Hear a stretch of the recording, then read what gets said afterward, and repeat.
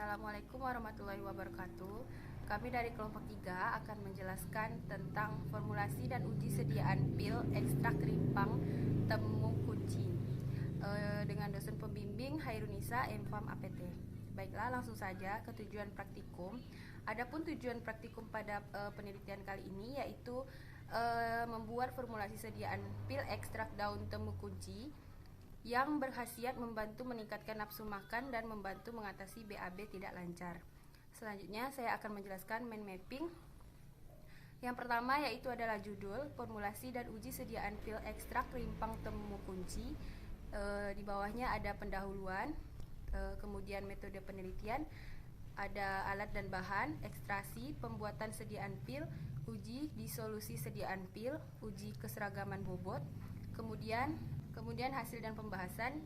Terdapat alat dan bahan, ekstraksi, pembuatan sediaan pil, uji disolusi sediaan pil, uji keseragaman bobot, kemudian kesimpulan dan daftar pustaka. Baiklah, selanjutnya akan dilanjutkan oleh rekan saya. Wassalamualaikum warahmatullahi wabarakatuh. Assalamualaikum warahmatullahi wabarakatuh. Saya ingin melanjutkan presentasi itu tentang formula. Nama bahan yaitu ekstrak temu kunci, digunakan 1100 mg berfungsi sebagai zat aktif. Dan untuk serbuk temu kunci sebanyak 1100 mg berfungsi sebagai pengisi. Untuk sukus liquiritek digunakan 1100 mg berfungsi sebagai pengikat. Air gliserin kuantum satis sebagai pembasah, dan talkum kuantum satis sebagai penabur. Analisa preformulasi temu kunci atau Bosenbergia pandurata. Nama ilmiahnya adalah Bosenbergia pandurata. Untuk sinonimnya Gastrochilus panduratum, Kaempferia pandurata, atau Bosenbergia rotunda. Nama umum atau nama dagang temu kunci. Nama lokal untuk bahasa Indonesia dibaca temu kunci, di Sumatera dibaca konci, untuk Minangkabau tamu kunci, di Madura dibaca dengan konce, untuk di Jawa Tengah adalah kunci, di daerah Bima dumu kunci, daerah Makassar tamu kunci, dan di Ambon tumu kunci. Klasifikasi tumbuhan, divisi Magnoliophyta, kelas Liliopsida, ordo Zingiberales, famili Zingiberaceae, genus Bosenbergia, spesies Bosenbergia pandurata. Temu kunci berperawakan herba rendah, merayap di dalam tanah.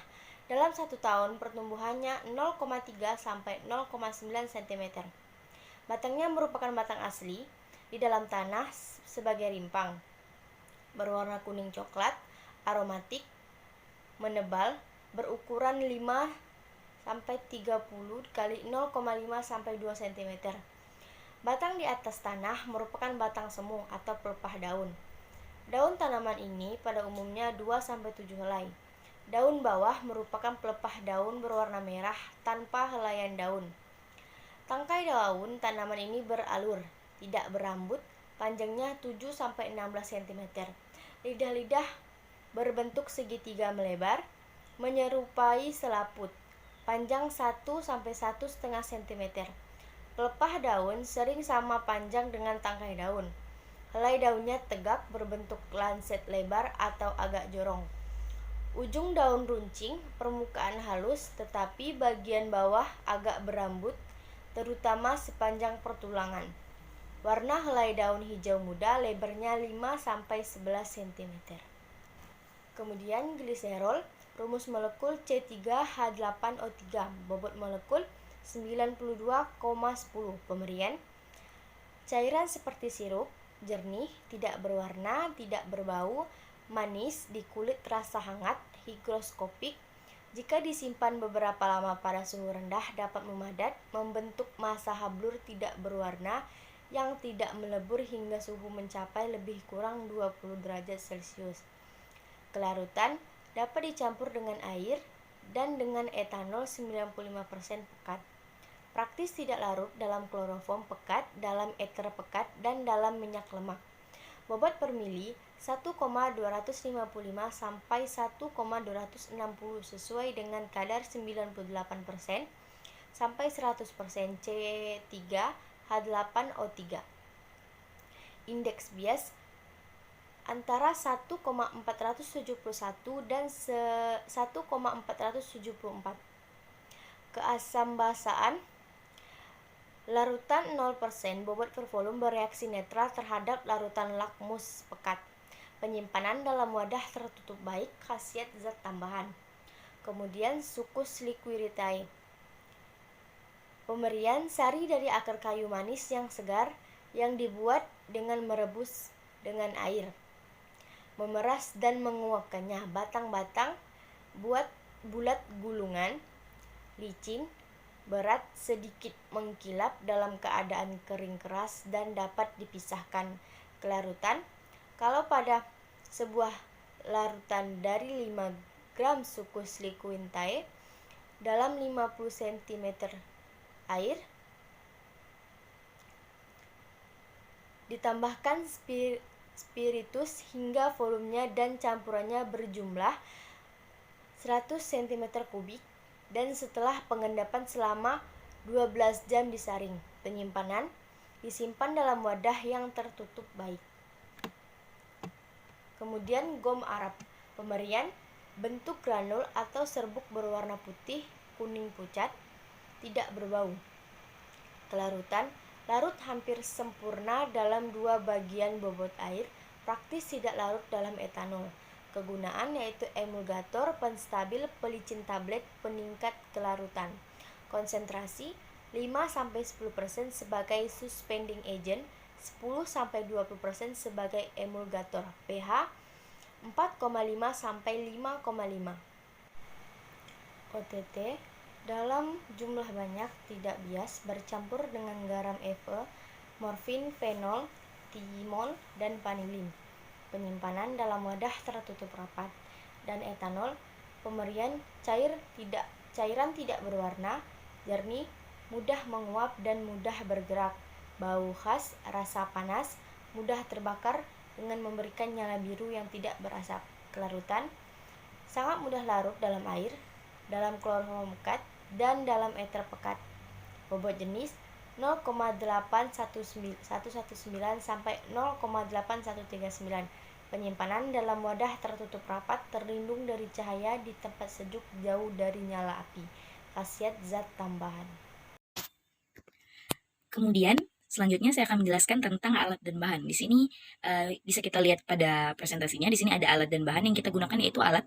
Yang pertama ada cone porselen, toples kaca, batang pengaduk, corong saringan, mortir, dan stamper tentunya. Kemudian ada pilan plank, pilan roller, oven, dan water bath, alat pencetak pil, alat uji disolusi, timbangan analitik, sudip, water bath, rotary evaporator, aluminium foil, dan kertas saring. Kemudian ada bahan yang digunakan, yaitu tentu saja dengan bahan utama yaitu ekstrak temu kunci, serbuk temu kunci gliserin, pulvis sucus, dan gom Arab, dan serta etanol 96%. Kemudian beralih pada cara kerja, di sini ada 4 cara kerja yang akan kita lakukan. Yang pertama itu ada ekstraksi. Ekstraksi ini seperti biasa, yaitu diambil sampel sebanyak 250 gram, dan pelarut yang kita gunakan yaitu etanol 96% sebanyak 150 ml, kemudian disirkulasi sebanyak 5 kali sampai mendapat filtrat. Kemudian filtrat dipekatkan dan didapatlah hasil. Nah, kemudian di sini ada cara pembuatan sediaan pil. Yang pertama yang itu dilakukan yaitu menimbang semua masing-masing bahan untuk pembuatan sediaan pil. Di sini sudah dicantumkan. Kemudian dicampurkan bahan yang sudah ditimbang. Ekstrak temu kunci dengan sucus liquid, kemudian gom Arab, serbuk temu kunci, ditambah gliserin sedikit demi sedikit, kemudian digerus hingga homogen, hingga diperoleh massa pil yang baik. Kemudian digulung adonan pil membentuk silinder pada alat pilen plank, kemudian diberikan talkum agar tidak lengket di atas tempat pembuatannya. Kemudian diberi talkum, dibentuk selanjutnya dipotong. Kemudian pil yang sudah dipotong pada pilan roller hingga diperoleh massa yang diinginkan sebanyak 25 pil. Selanjutnya dilakukan uji evaluasi sediaan pil. Selanjutnya di sini ada uji keseragaman bobot, yaitu dilakukan sebanyak 20 pil ditimbang satu persatu bobotnya, kemudian dihitung bobot rata-ratanya. Selanjutnya ada uji disolusi sediaan pil.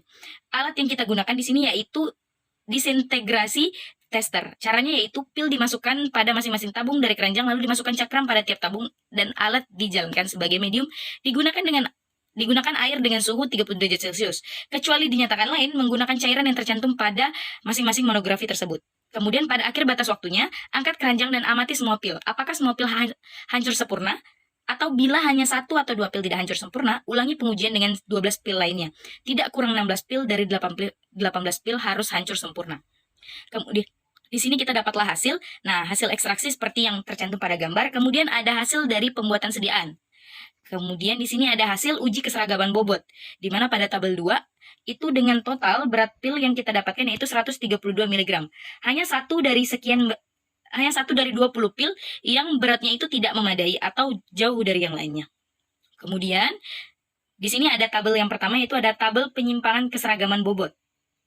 Selanjutnya di sini ada yang bisa kita lihat pada tabel di sini yang di sebelah kanan yaitu ada batas atas dan batas bawah. Itu dapat disimpulkan sediaan pil tidak memenuhi persyaratan dalam formulasi Indonesia edisi ketiga. Di sini saya akan melanjutkan dari Syarifah Aulia Aufa yaitu pembahasan. Pada pembuatan ekstraksi, dilakukan pembuatan ekstraksi menggunakan metode maserasi. Metode ini dipilih karena metode ini adalah cara ekstraksi yang paling sederhana. Kemudian untuk pemekatan didapatlah hasil yaitu ekstrak kental berwarna coklat sebanyak 15,82 gram. Sedangkan rendemen yang diperoleh dari perhitungan rendemen dibandingkan jumlah simplisia yang digunakan adalah sebesar 6,328%. Pada pembuatan sediaan dibuat sebanyak 25 pil dengan bobot masing-masing pil 150 mg. Pertama dibuat massa pil dengan mencampur ekstrak temu kunci, zat pengisi dan zat pengikat hingga homogen. Kemudian ditetesi dengan zat pembasah. Setelah terbentuk massa pil yang didinginkan, dibuat batang dengan cara digulung-gulungkan dan dipotong dengan pisau pemotong yang ada pada alat papan pil. Selanjutnya bentuk pil hingga bulat agar massa pil tidak melekat pada papan ditaburi dengan talkum. Beralih ke evaluasi sediaan pil, pada jurnal ini dilakukan 2 evaluasi sediaan yaitu uji keseragaman bobot dan uji waktu hancur. Pada uji keseragaman bobot menunjukkan bahwa pil memenuhi persyaratan yang ditentukan Farmakope Indonesia yaitu tidak lebih dari 2 pil yang masing-masing bobotnya menyimpang dari bobot rata-rata yang telah ditetapkan kolom B atau lebih besar dari 20% dan tidak satupun pil yang bobotnya menyimpang dari bobot rata-rata yang ditetapkan kolom A lebih besar dari 10%.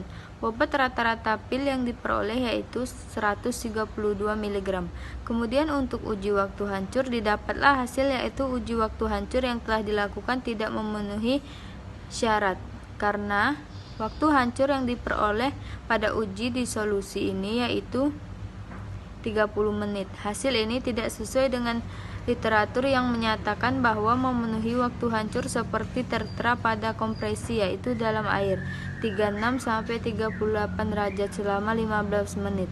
Untuk pil tidak bersalut dan 60 menit.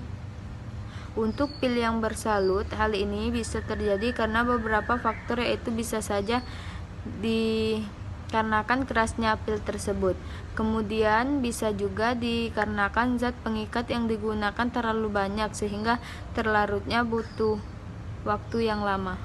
Lanjut kesimpulan.